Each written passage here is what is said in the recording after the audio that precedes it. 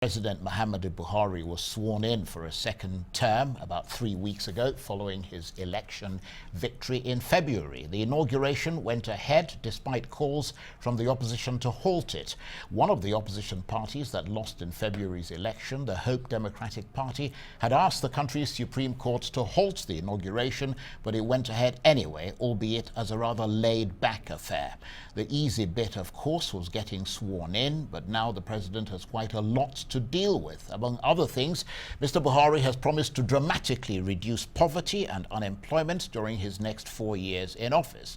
And there is the continuing challenge of insecurity, not just in the northeast, where an insurgency continues to rage, but across the country, where kidnappings have become a major issue that's affecting many ordinary Nigerians. All of that, say the experts, is linked to unemployment.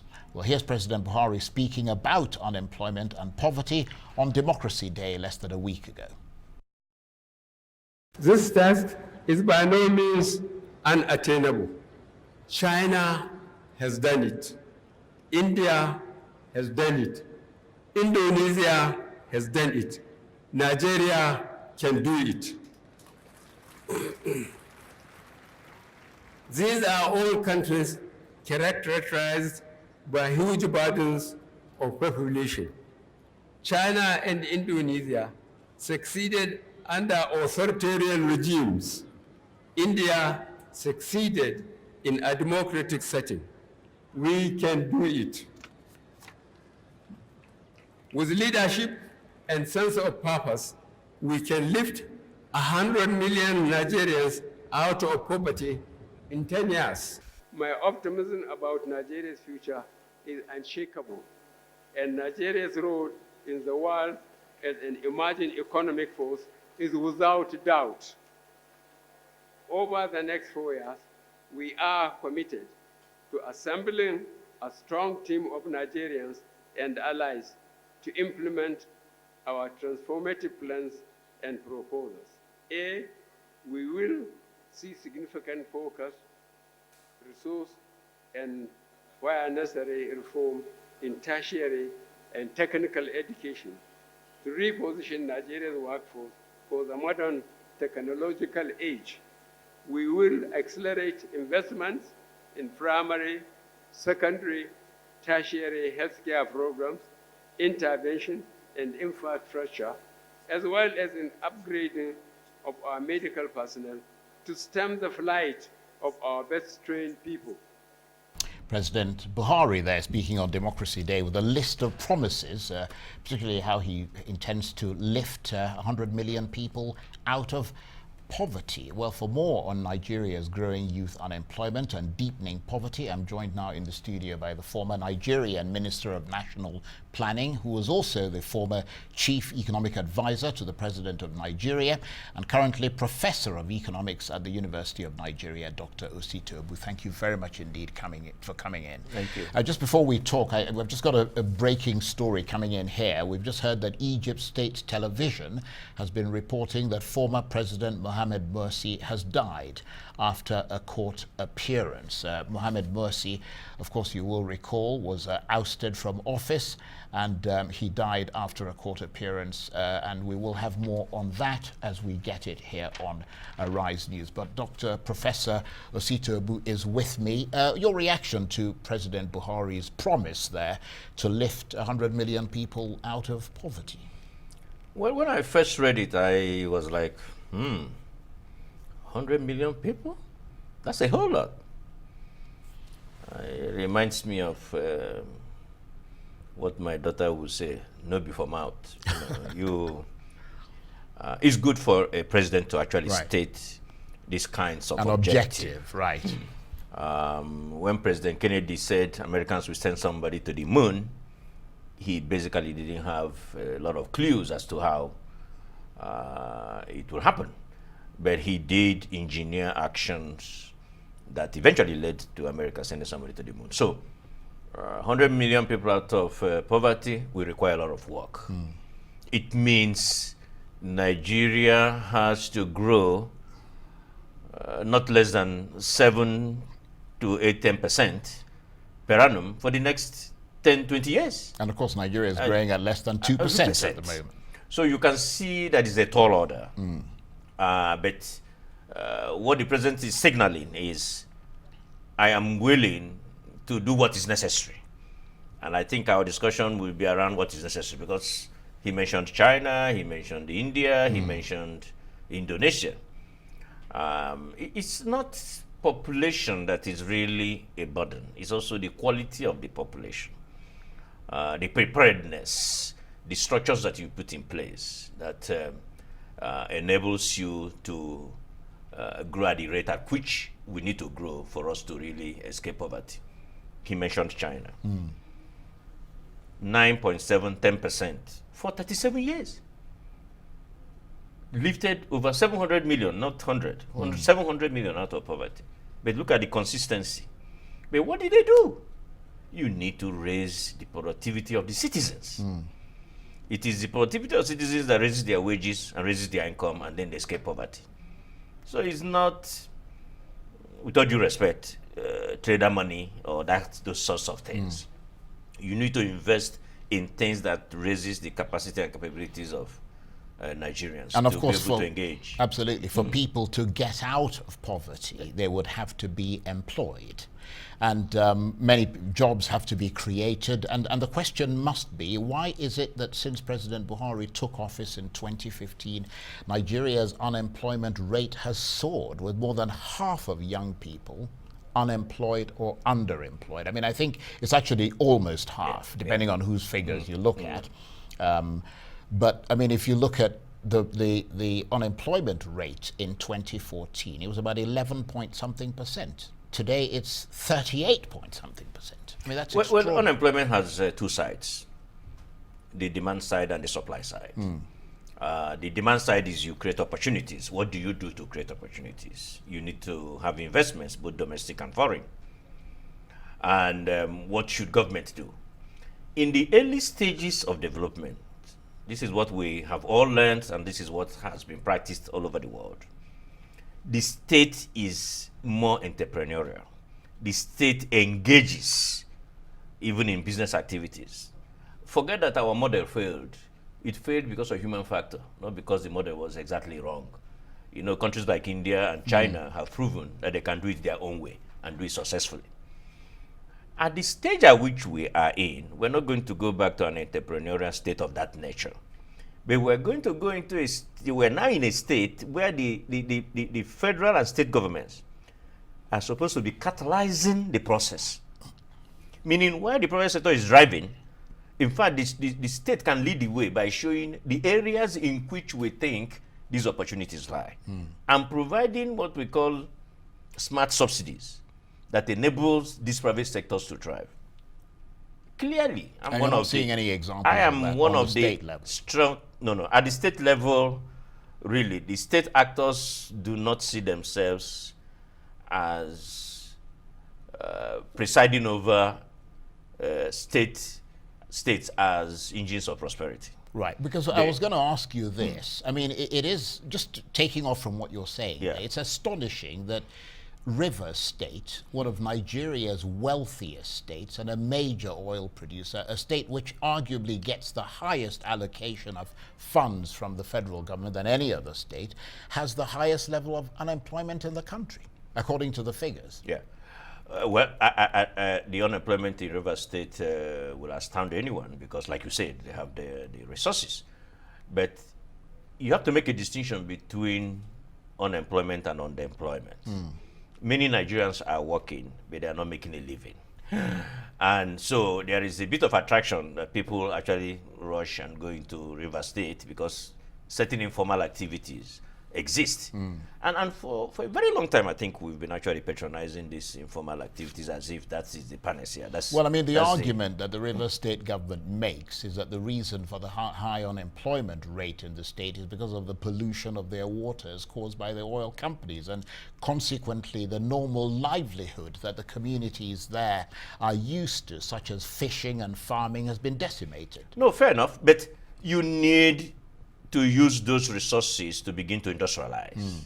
And that was the point I was going to make, that there is the demand side to unemployment. There's also the supply side to the unemployment. The supply side is the quality of human beings, the training. If an investor lands in Nigeria today and says, I want to employ 8,000 world-class engineers, where is he going to get them from? Is there a world-class engineering school in all the universities? These are the things we must discuss. That's a good point. Yeah. If he says, I want people with vocational skills, I need 200,000, where is he going to get them from?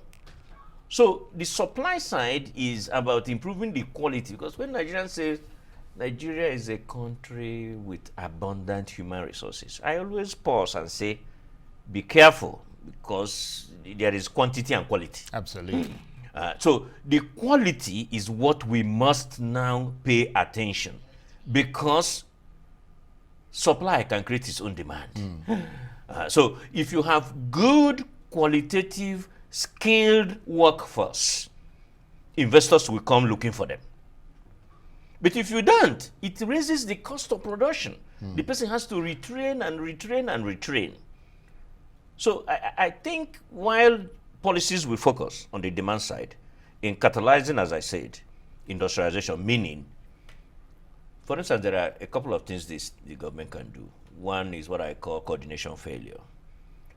In the plan, because there has to be planning, you need to identify certain industries of focus where at least we have the raw materials, petrochemical, textile, woodwork, leather. You tell yourself, in the next 5 years, we're going to be leaders in this. Then you arrange the institutions, the banks, not necessarily the commercial banks, but development banks, Bank of Industry, Bank of Agriculture, right. Nexim Bank. Because when they are all working at different purposes, then they're not achieving anything. There's a coordination failure. I'm going to ask you to hold that thought. You're watching the Arise interview. Plenty more still ahead, including more on the national crisis of rising youth unemployment and deepening poverty in Nigeria. We'll continue our chat with the country's former Minister of National Planning and former Chief Economic Advisor to the President of Nigeria, Professor Osita Ogbu. Stay with us. Welcome back to the Arise interview, where we speak to the newsmakers as well as ordinary people doing extraordinary things around the world and featuring the voices at the heart of the stories. I'm Charles Anyegolo. No one can deny that youth unemployment has become a national crisis in Africa's most populous nation and the continent's biggest economy. Approximately 40% of Nigerians between the ages of 15 and 34 are unable to find work. And if you add the numbers of those underemployed, then the problem gets even worse. This means that young people now account for nearly 2/3 of Nigeria's overall unemployment rate, reaching an all-time high of 38% in the last quarter of 2018. That's more than 3 times the youth unemployment rate in the third quarter of 2014, when it stood at just over 11%. Well, with me in the studio, the former Nigerian Minister of National Planning, who was also the former Chief Economic Advisor to the President of Nigeria and currently Professor of Economics at the University of Nigeria, Dr. Osita Ogbu. Thank you very much indeed for staying with us. Thank you. And you were, of course, a former Minister of National Planning. I mean, your job was to plan the economy of Nigeria, the way forward for this country. I mean, how did you cope with all these problems? Well, you've brought the subject back to an area that I like to discuss. Well, I'm glad I did recently, I gave a lecture on planning in an uncommon environment. Charles, it's difficult to plan when there's no elite consensus. There's no national consensus. That's what I call the Nigerian dilemma. Our diversity is our strength, but our diversity is also our predicament. It's becoming an issue. And that's why, whether it is unemployment, whether it is lifting people out of poverty, there has to be a Nigerian discourse to unravel this dilemma. You first have to create a Nigerian nation. Because whether it is the budgetary process, whether it is the policy process, these things are hindered by what people call primordial concerns. My village, my region, my state. myself. So in other words, that there needs to be a vision that unites all the people in that vision. And I'll give you an example. Right. In 1991, Dr. Mahathir Mohamad of Malaysia set out for a 30-year vision, what they call Vision 2020. In between those visions, they will have 5-year plans. But when they crafted the plan, he set it aside and said, I must first create a single united Malaysia first. Right. Upon which this plan will rest. He called it Bangsa Malaysia. Unified but diversified. Common identity but does not prevent you from saying whom you are. That strong vision from a national leader is what is required for you to plan. For you to lift 100 million out of poverty, you can't have a section of this country saying there's a quit notice. Because the signal you send is that even domestic investment is not welcome. If domestic investment is not welcome, how can there be foreign investors? So you need leadership that unifies, that says we are all in this. And then actions are taken to make sure that we're, in Malaysia they have Malays, Indians, Chinese. So that was his point. Yes. Good plan, but before we implement this plan, first thing first, we create a nation where prosperity will be shared both now and in the future. So I think it's important to understand that. Before I came here, I was looking at the Global Peace Index that measures safety and security, issues of militarization. Yeah, I think Nigeria is 148. 148 out of 163. Yes. So without peace and security, which investors, even domestic investors, are nervous. Not to talk of foreign investors. So domestic investors have to be comfortable first. But isn't there a way that, and I ask you this because obviously you were a former Minister of National Planning, you were Chief Economic Advisor to the President. Presumably you were giving him advice, the sort of advice that you're mentioning here. But I mean, some experts have suggested that the key issue, for instance with unemployment, is the government's failure to simply diversify the economy. Do you agree with that assessment? I mean, and are you seeing some sort of cumulative effect because of the reliance on Nigerian oil? Because, I mean, even when you're coming up with this philosophical vision about uniting all the disparate elements of this country into that vision, they've still got to be eating in the meantime. No. The point we're making is that there are fundamentals upon which things are built. For instance, your budget is a major instrument for managing the economy. If that budget is not built on a national consensus, if that budget is built on disparate voices of, I am interested only in what goes to my backyard, how then do you even begin to talk about diversification? But let's address your diversification. Diversification is not something you simply express. It doesn't occur naturally. It's a phenomenon that you engineer.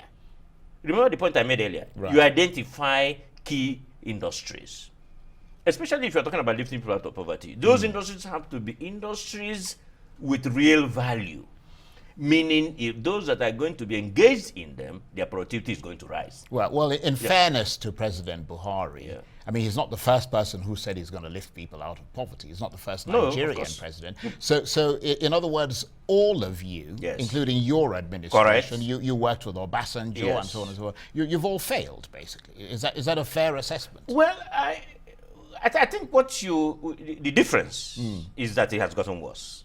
Right. There has to be incremental improvement.